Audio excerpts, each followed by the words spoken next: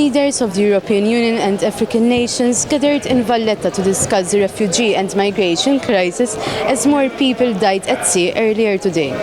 Over 60 countries and organizations are taking part in the Valletta summit in an attempt to seek common solutions on migration. However, divisive positions within Europe are still evident. While the majority of countries have recognized that migration is not a problem to be addressed by individual countries, others are more intent on closing their borders.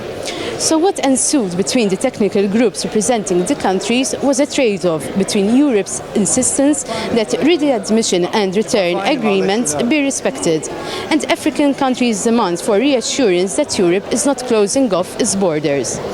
The European Commission has pledged €1.8 billion into a new emergency trust fund for Africa, with the hope that the sum is matched by national European governments. In reality, people are expecting a more of the same conclusion, with pledges reiterated and a show that Europe and Africa can come together to discuss the migration crisis. Indeed, it is understood that almost half of the African nations present in Malta were represented by the head of state or government. Libya was represented by the Deputy Prime Minister of the Tobruk government.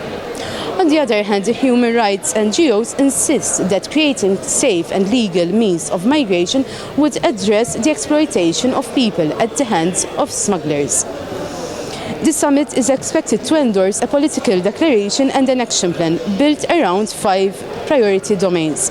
These include addressing the root causes of migration, legal migration and mobility, international protection and asylum, fighting smugglers, and making progress on return arrangements and readmission agreements. We urge you to keep following MaltaToday.com.nt for more live updates.